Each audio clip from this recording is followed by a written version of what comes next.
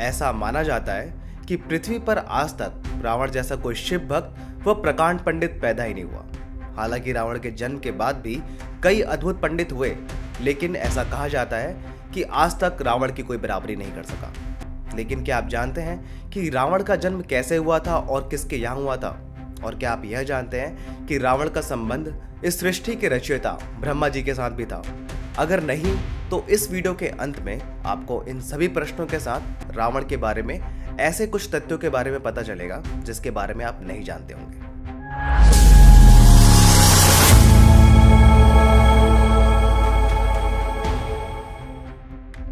रावण के जन्म के बारे में बताने से पहले आपको उसके वंशजों के बारे में जानकारी देते हैं। रावण का जन्म पुलस्त्य मुनि के वंशजों में हुआ था, जो कि स्वयं ब्रह्मदेव जी के मानस पुत्र थे। पुलस्त्य मुनि की पत्नी थी महातेजस्वी, जिनके एक पुत्र हुआ था विश्रवा, जो कि अपने पिता पुलस्त्य की तरह ही तेजस्वी और विद्वान थे। विश्रवा का विवाह ऋषि भारद्वाज की पुत्री से हुआ था, जिनके मिलन से वैष्णव नामक एक महान पुत्र का जन्म हुआ था, जिसे पूरे संसार में कुबेर के नाम से जाना जाता है। वैष्णव यानी कुबेर की तपस्या से प्रसन्न होकर ब्रह्मदेव ने उन्हें पुष्पक विमान भेंट किया था, जो कि उनका वाहन था। अपने पिता वृषभा के सुझाव पर ही कुबेर लंका गए, जो कि उस समय एक निर्जन द्वीप था।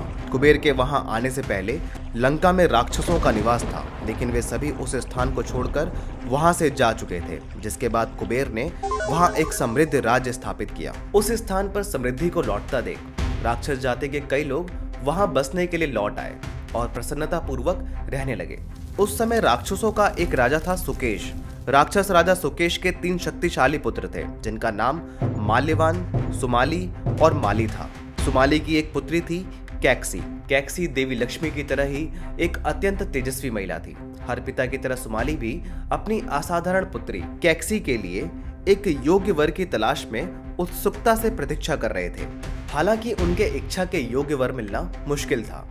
अस्वीकार होने के कारण अधिकांश लोग उनके पास जाने से भी हिचकिचाते थे। एक दिन सुमाली ने कुबेर को पुष्पक विमान में अपने पिता ऋषि विश्रवा से मिलने जाते देखा, जिसे देख सुमाली बहुत प्रभावित हुआ और उसके मन में एक विचार आया, एक ऐसा विचार जो उसकी पुत्री को एक योग्य वर पाने में सहायता कर सकता था और साथ ही उसके कबीले के खोए हुए गौरव को भी पुनः प्राप्त करने में सहायता कर सकता था। जिसके बाद सुमाली ने अपनी पुत्री कैकसी को ऋषि वृषभा के आश्रम भेजा, क्योंकि वह चाहते थे कि वृषभा जैसा पति पाकर कैकसी की भी संतान कुबेर जैसी तेजस्वी हो। जब कैकसी ऋषि वृषभा के आश्रम पहुंची तो उन्होंने देखा कि वह गहन तपस्या में लीन थे। जिसके बाद कैकसी उनके उठने की धैर्यपूर्वक प्रतीक्षा करने लगी। जब ऋषि वृषभा ने अपने अनुष्ठान संपन्न किए और देखा कि एक सुंदर युवती उनकी प्रतीक्षा कर रही है, तो वो उसके पास गए और जाकर पूछा कि तुम कौन हो और तुम यहाँ क्यों आई हो?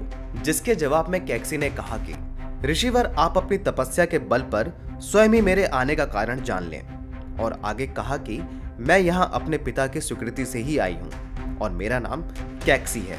जिसके पश्चात ऋषि ने थोड़ा ध्यान लगाया और कैकसी से कहा कि तो तुम यहाँ मुझसे संतान प्राप्ति की इच्छा लेकर आई हो, लेकिन जिस समय तुम्हारे ऊपर मेरी दृष्टि पड़ी थी वह शुभ समय नहीं था, इसलिए तुम्हारे द्वारा जन्मी संतान हिंसक व क्रूर होगी।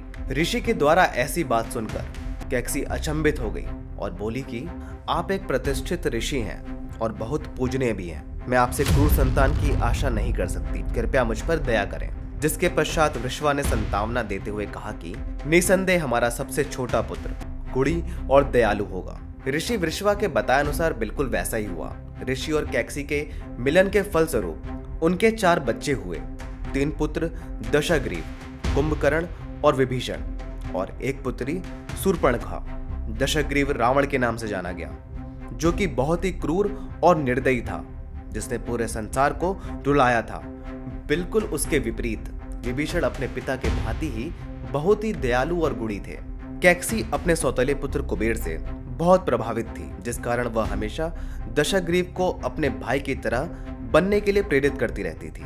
बार बार अपने सौतेले भाई की प्रशंसा सुन सुनकर दशग्रीव क्रोध और ईर्ष्या से भर गया था, जिस कारण उसने अपनी माता से कहा कि माता, आप अपना हृदय छोटा मत करो। मैं आपको वचन देता हूँ कि मैं एक दिन कुबेर के बराबर ही नहीं बल्कि उससे भी बेहतर बनकर दिखाऊंगा। और अपने भाइयों को लेकर गोकर्ण की ओर चला गया। ताकि कठोर तपस्या करके ब्रह्मदेव को प्रसन्न कर सके। वर्षों की कठोर तपस्या और अथक प्रयास के बाद उसको आखिरकार सफलता मिली और ब्रह्मदेव ने प्रसन्न होकर उसे दर्शन दिए और उसे वर मांगने को कहा।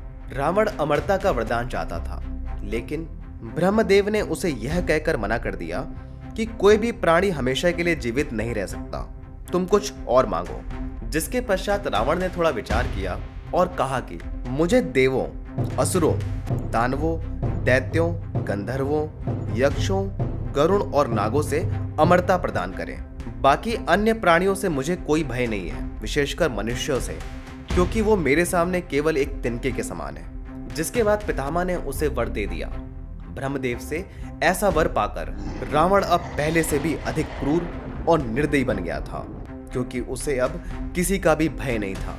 रावण ने वैसे तो कई विवाह किए थे, लेकिन उसकी मुख्य रानी मय दानव की पुत्री मंदोदरी थी। लेकिन यहाँ प्रश्न यह उठता है कि मंदोदरी जैसे सरल स्वभाव और भक्ति रस में रहने वाली ने रावण से विवाह क्यों किया?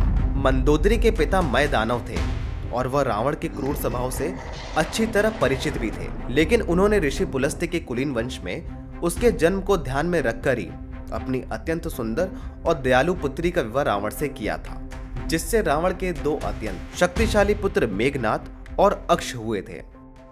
हम आशा करते हैं आपको यह वीडियो अवश्य पसंद आई होगी। अगर आपको यह वीडियो पसंद आई है तो अपने दोस्तों व परिवार के साथ जरूर शेयर करें। लेकिन क्या आप जानते हैं कि वाल्मीकि जी कौन थे और रामायण की रचना किस प्रकार हुई थी? अगर नहीं तो इस वीडियो पर क्लिक करके जान सकते हैं। अगर आपने अभी तक हमारा चैनल सब्सक्राइब नहीं किया है तो प्लीज कर लें। धन्यवाद।